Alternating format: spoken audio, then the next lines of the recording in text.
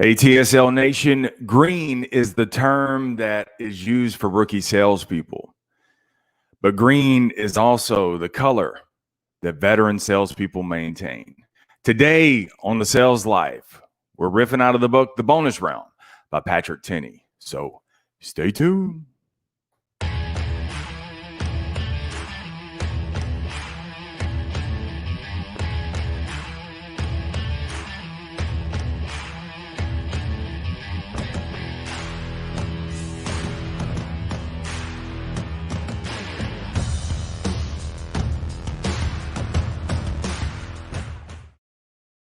All right, TSL Nation, let's get it. Welcome back to another edition of The Sales Life. And The Sales Life is just not for those in the sales profession. It's for those who are building the life skills of selling. Because, dude, we're all selling our way through life. I mean, you got to remember this, man. You don't get in life what you deserve. You get in life what you negotiate. And how well you negotiate depends on how well you're working the 8 C's. And the 8 C's, man, is communication, connection, curiosity, creativity, consistency, continuous learning, being coachable, and damn it, being able to handle the criticism. Dude, you don't hold the criticism. You got to learn how to handle, recycle that criticism also. So today, man, we are going to talk 7 ways, man, how to keep your sales game green. And as we roll into a new year, man, is your sales game green? Is it an area that you need to water? Or is it downright crispy, man? I mean, the crackling of the leaves kind of crispy. So we are riffing out of my buddy's book, The Bonus Round by Tinney, man. And it's 7 ways, man. Chapter 22, I think it is what we're going to riff off of today. And I think even if you're not in sales, whatever field that you're in, I think you can reference to these 7 points and realize, you know what, I'm getting kind of burned out. And the reason why you're getting burned out, why it's not really working, whether it's in sales or whether it's in life, is because maybe you can adapt these different areas and maybe it's not quite going the direction that you need to go. Because, dude, you're downright crispy. So be sure and get on there and leave your comments on there as well. So let's rock out with this thing. Let me get to the banner section. The first one that we're going to talk about today is company or product launches. Are you green to your company or your product launches? So Tinney says this. He said he was always the first one to test out his company's products. And he writes this. He said, by thinking green, he said, I got to work out the kinks and the workarounds on the products because I was testing them on myself. So that way, when it came time to my customers, I could help reduce the risk. And here's my question to you, man. Are you learning the product launches? Many times in our sales career, we just get kind of jaded to it, right? It gets kind of old. So as a product gets launched, we don't even know what's going on with it. We're learning at the same time the customer. I can't tell you how many times a veteran salesperson, has no clue what that button actually does. They don't know. They have no clue. And that is indicative that you are no longer green in your sales game. Dude, you have to be the first one to welcome your product launches. You got to know everything that's coming out, the things that they're even talking about. You got to know those things. So that way, as you do it, you're testing those products on yourself. You're working all the different kind of buttons. You're knowing where everything actually is. You're testing it on yourself first and foremost. So that way, when the customer comes, you can help reduce the risk. Are you reducing the risk for your customers? It's a great question. Or are you just shoving it down their throat, talking about, I don't know. See, the customers trust you. Don't ever lose sight of that.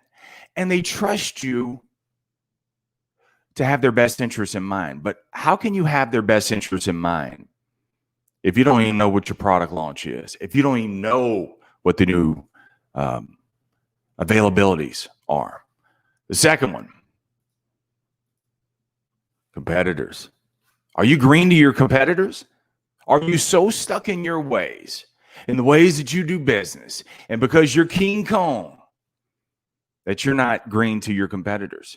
See, your competitors, if they're green, they're constantly innovating, dude. They're constantly changing, restructuring. Are you aware? Are you staying green to how they're actually, the ways that they're actually doing business? Are you just so rigid and just showing up, winging it, non-green anymore? You used to love this business. Now you can't stand it. Everybody's a mooch, right? The salesman that you work with, you can't stand. The managers are out of touch. The advertising sucks, and all the customers are mooches. That's what's happened because you're not green. And what's coming out of your mouth is not green, man. So you got to stay green to your competitors as well, man. Know exactly what they got coming out. Third one, legislative or economic changes. This one's huge, man. Or huge, like some people say. Some people take the H out and put the Y, like Houston, huge. No, this one's huge, man. Are you green to the changes outside of your control? It's big, man. Are you green to those things? You even know what's going on? Because, see, you must remain in constant touch with legislative and economic changes. See, great salespeople have the ability to adapt. And we talked about that in recent episodes. I don't know, it's probably 10 episodes ago, talking about how salespeople, no matter what the situation, veteran salespeople, great salespeople, they're able to adapt no matter what the situation is. See, great salespeople, green salespeople, what they do is they only talk about the things that they have the power to change. If they have no power to change it, then they don't talk about it. They just keep it moving, and they always adapt. They always, those kind of people that always seem to land on their feet. Why? Because they're figuring out what the next move is. Because there are some things, man, that are outside your control. You have no control over the economy. You have control over your part and how you move the economy. But the ultimate control, you have no control over the laws. You don't. So you can talk about it and waste needless emotional currency on that. Or you can just stay green and adapt. All right, fourth one to keep your sales game green, innovation. Let me tell you something. Dude, the day that you jump up in midair and you stick there and you don't move, that's the day you don't have to change, because nothing's changing anymore. Nothing remains constant. Nothing remains the same, nor should you. You have to innovate to adapt. And you got to adapt to innovate, man. Go back and listen to episode 609, man. That's a good one about creating missions instead of these big behemoth goals.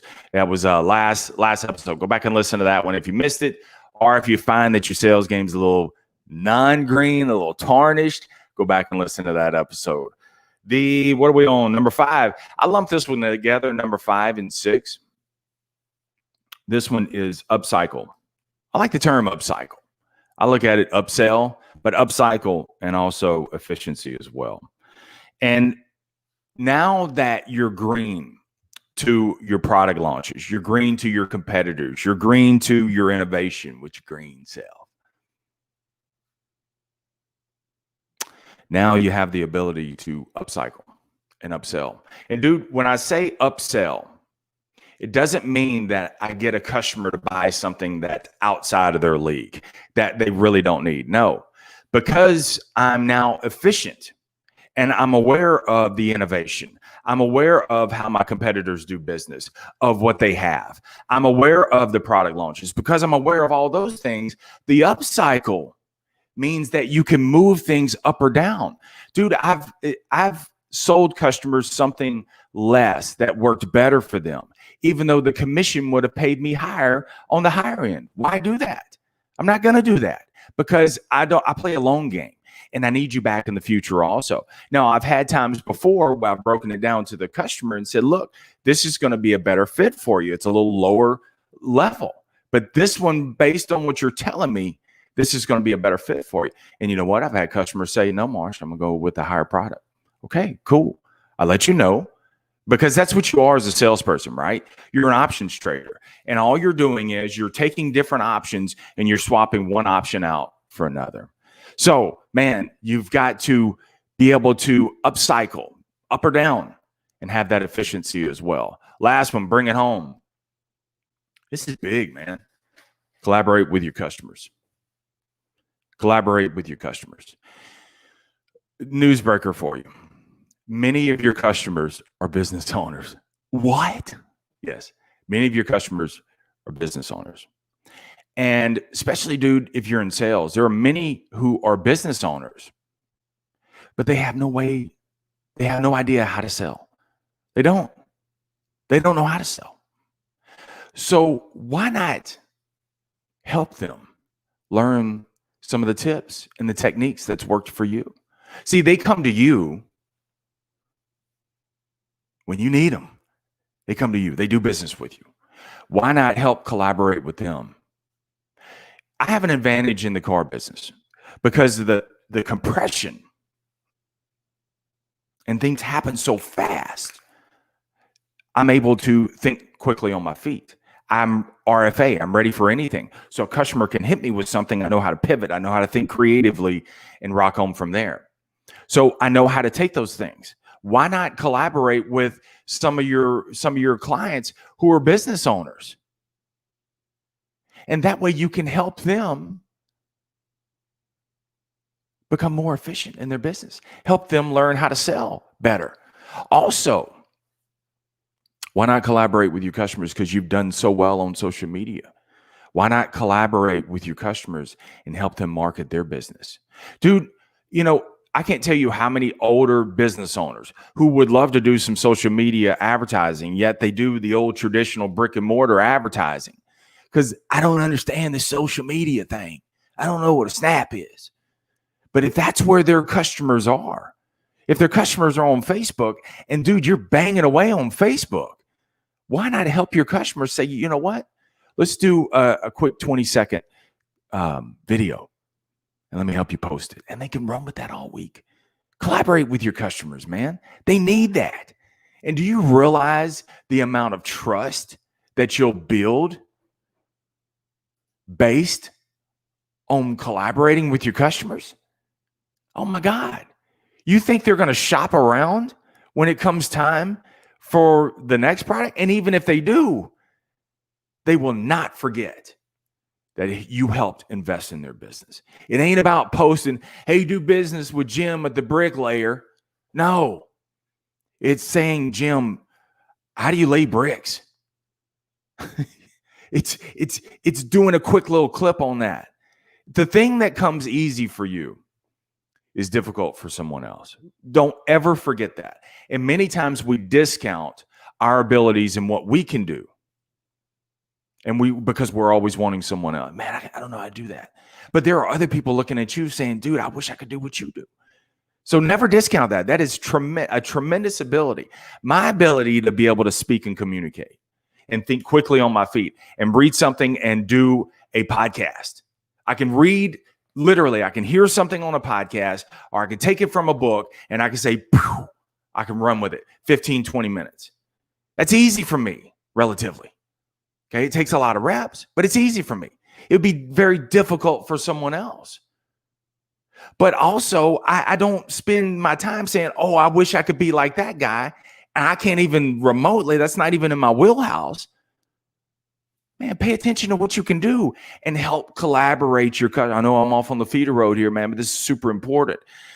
You can help collaborate with your customers and help them market their business better. And dude, let me tell you something else. You never know where it'll actually open up. You could actually have a marketing agency. You never know. I mean, what you think is available for you is only based on what you already know. But there's more. What is not all there is. I often say that. It is what it is. For now, what else is out there? What's available? You got to put yourself out there and be able to do that.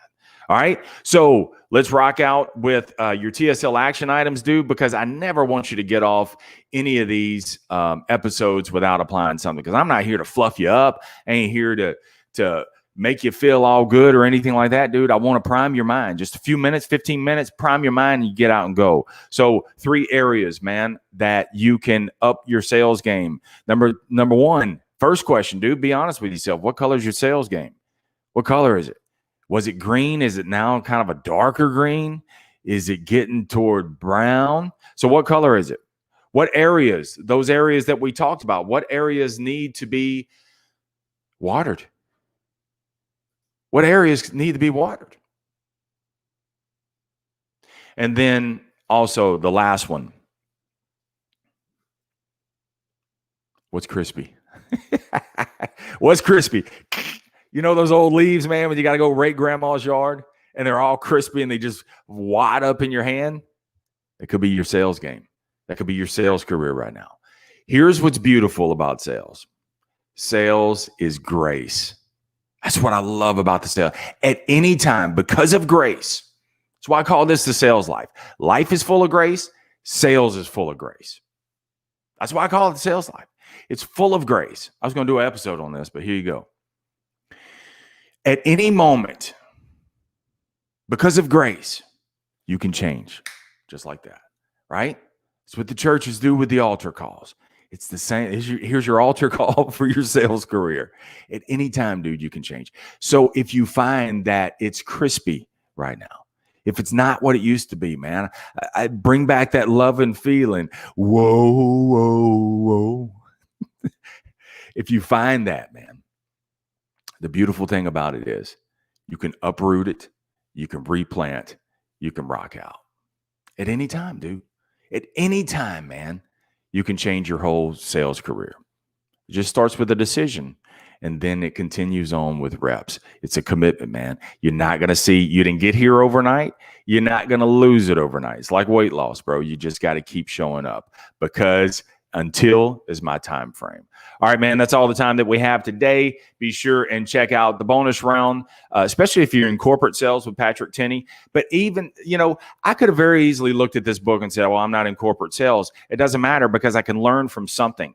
So be sure. That's another thing that you got to keep your sales career green, is broaden your perspectives, man. See what else is out there. Be interested in other things besides how to hammer a customer shut. No. Be interested in other things, man, because life is a big world. Remember, the greatest sale that you'll ever make is to sell you on you. Don't forget this episode, which is different because it's already out. This episode is also on the podcast, Apple Podcast, the Sales Life Podcast. And then if you want to go back and listen to this episode or watch it, it'll be on the YouTube channel as well. Be sure and subscribe to those. So that way you'll be alerted when new videos and also clips come out as well. So remember, I think I started with this, but remember, the greatest sale that you'll ever make is sell you on you, because you're more than enough. Stay amazing. Stay in the sales life.